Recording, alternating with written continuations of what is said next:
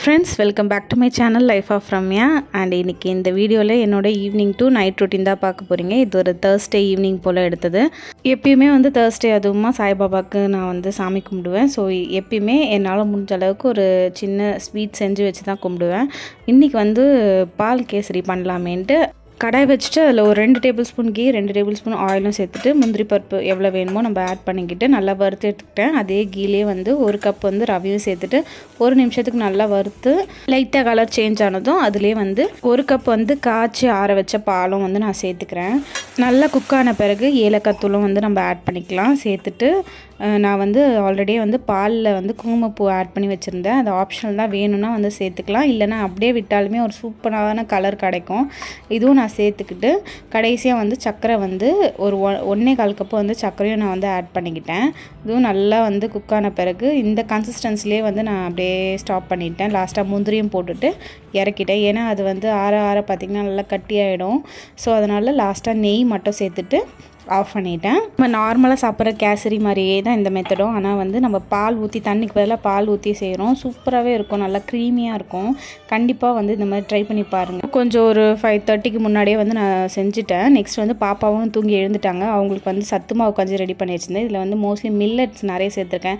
திணை, வரகு, சாமை, குதிரைவாளி, அதுக்கப்புறம் கேழ்வரகு, கம்பு அந்த மாதிரி எல்லாம் சேர்த்து தான் அந்த கஞ்சி பண்ணியிருந்தேன். அதையும் வந்து அவங்களுக்கு வந்து மோஸ்ட்லி இந்த டைமில் கொடுப்பேன். 5:30 போல் 5 o'clock 5:30 போல் கொடுப்பேன். அதே போல் தினமும் ஒரே மாதிரியே கொடுத்து போர் அடிக்கக்கூடாது. நடுவில் அந்த அவல் போட்டு கடலை கஞ்சி இன்னமும் வந்து நான் அதை கண்டினியூ பண்ணிகிட்டே தான் இருக்கேன். ஏன்னா இல்லைனா வந்து நான் எதனா ராகி லட்டோ கம்பு லட்டோ எதனா ஸ்நாக்ஸ் பண்ணி வச்சிருந்தேன்னா அந்த மாதிரி கொடுப்பேன். இல்லைனா வந்து வாழைப்பழம்லாம் போட்டு பேன் கேக் மாதிரி பண்ணி கொடுப்பேன். ஸோ அந்த மாதிரி சாப்பிட்டுட்டு மேடம் வந்து கொஞ்சம் ரெடி பண்ணலாமேன்ட்டு ஃபேஸ் வாஷ்லாம் பண்ணிவிட்டு இருக்கிறதுலே பெரிய டாஸ்க்கு இந்த தலை வாடுறது தான், குடுமி போடுறது. ஸோ அதையும் வந்து மேடம்க்கு போட்டு விட்டுட்டு நெக்ஸ்ட்டு வந்து சாமி கும்பிட்றதுக்கு வந்து ரெடி ஆகிடுவோம் 2 பேரும்.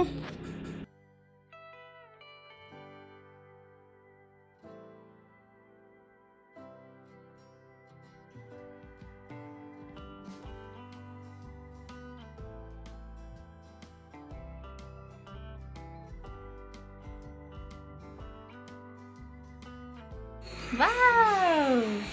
Cutie pie. Thank you. Mostly Thursday அதுவுமே நான் வந்து வீடெல்லாம் தொடச்சி சாமிக்கு என்னெல்லாம் பூலாம் போட்டு ரெடி பண்ணமோ அந்த பூஜை சாமான் எல்லாம் தேய்ச்சி அன்றைக்கே வந்து ரெடி பண்ணுவேன். Thursday மோஸ்ட்லி சாமி கும்பிட்றதுனால. ஸோ நம்ம பண்ண வந்து பால் கேசரியும் வச்சு இன்றைக்கி சூப்பராகவே வந்து சாமி கும்பிட்டாச்சு. சில டைம் இருக்கும்போது இந்த மாதிரி பண்ணுவேன். இல்லைனா வந்து பாலில் வந்து சர்க்கரை மட்டும் நாட்டு சர்க்கரை மட்டும் போட்டு வச்சுருவேன். நட்ஸு வைப்பேன், அந்த மாதிரி வைப்பேன். டைம் இருக்கும்போது பாயாசம், கேசரி அந்த மாதிரி என்னால் என்ன முடியுதோ அதெல்லாம் பண்ணி சாமி கும்பிடுவேன். ஸோ சூப்பராகவே வந்து அன்றைக்கான சாமி வந்து கும்பிட்டாச்சு.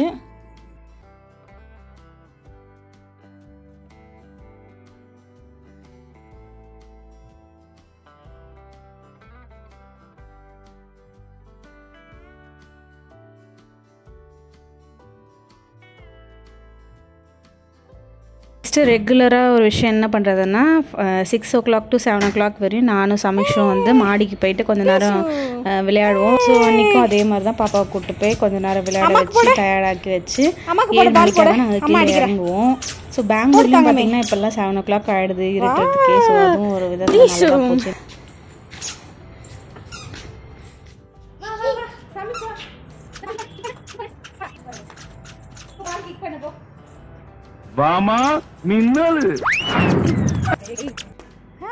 நெக்ஸ்ட்டு வந்து டின்னர் வேலையும் ரெடி பண்ண ஸ்டார்ட் பண்ணிட்டேன். டின்னருக்கு வந்து அன்றைக்கி மார்னிங்கே வந்து சென்னா தான் ஊற வச்சுருந்தேன், முக்கடலை. ஸோ வந்து சப்பாத்தியும் சென்னா மசாலாவும் பண்ணலான்ட்டு தான் வந்து ஃபஸ்ட்டு கடலையும் வந்து வேக வச்சுக்க வந்து உப்பு, கொஞ்சமாக பட்டை, அதுக்கப்புறம் பிரிஞ்சி இலை, கிராம்பு எல்லாம் போட்டு வந்து ஒரு 4 விசில் வந்து வேக வச்சுட்டேன். ஒரு 2 டேஸாக பார்த்திங்கன்னா இந்த கருவேப்பிலையும் வெந்தயமும் 2 டேபிள் ஸ்பூன் வெந்தயம், 2 கைப்பிடி வந்து கருவேப்பிலையும் வந்து நல்லா வெயிலில் வச்சு நல்லாவே வந்து காய விட்டுட்டேன். ஏன்னா வந்து எண்ணெயில் நல்லா தேங்காய் எண்ணெயில் வந்து இதை வந்து பவுட்ரு பண்ணிவிட்டு தேங்காய் எண்ணெயில் வந்து நம்ம சேர்த்துட்டு அந்த எண்ணெயில் பார்த்திங்கன்னா இதோட ஃப்ளேவர் எல்லாமே நல்லாவே இறங்கிடும். நம்ம வந்து அப்படியே ரெகுலராக வந்து யூஸ் பண்ணிகிட்டே இருக்க என்ன ஆகும்னா டேண்ட்ரஃப் பிரச்சனை, இந்த கிரே ஹேர் பிரச்சனை அது மட்டும் இல்லாமல் நமக்கு குளிர்ச்சியாகவும் இருக்கும். நம்ம இந்த ஹீட்லேருந்து வந்து ப்ரொடெக்ட் பண்ணுறதுக்கும் வந்து நல்லாவே இருக்கும் இந்த எண்ணெய் தேய்க்க. ஸோ இன்றைக்கி தான் வந்து டைம் கிடச்சிது. ஸோ இதே வந்து ரெடி பண்ணி வச்சுக்கிட்டேன். நான் வந்து நார்மலாக செக்கில் ஆட்டுற சுத்தமான தேங்காய் எண்ணெய் இருக்குது பார்த்தீங்களா, அதுதான் வந்து ஆட் பண்ணிக்கிட்டேன்.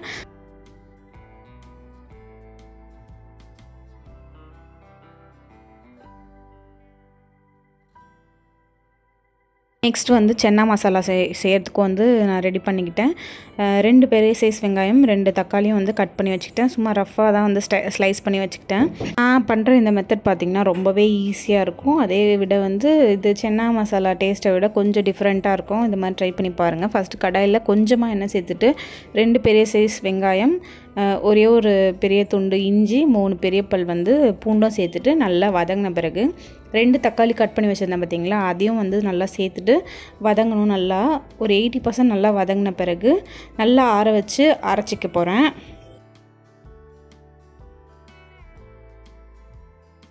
இப்போ நெக்ஸ்ட் அதே கடாயிலே எண்ணெய் நல்லா சேர்த்துட்டு ஜீரகம், மஞ்சள் பொடி, மிளகாத்தூள், கரம் மசாலா, தனியாத்தூள். ஃபஸ்ட்டு வந்து ஜீரகம் போட்டுருங்க, நான் கொஞ்சம் நடுவில் போட்டுட்டேன்.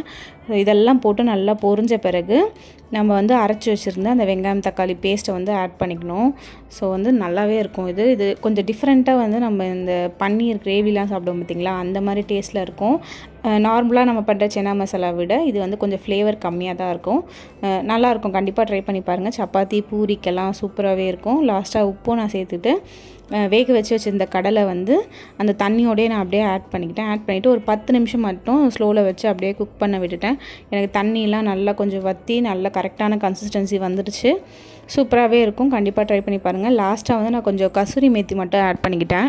இதே மெத்தட் வந்து சேமாக நம்ம பன்னீருக்கு, மஷ்ரூம்க்கு, பேபி கார்னுக்கு, ஸ்வீட் கார்னுக்குலாம் கூட இதே மாதிரி கிரேவி வந்து ட்ரை பண்ணலாம். நல்லாவே இருக்கும். ஸோ வந்து லாஸ்ட்டாக கசூரி மேத்தி போட்டு ஆஃப் பண்ணிட்டேன்.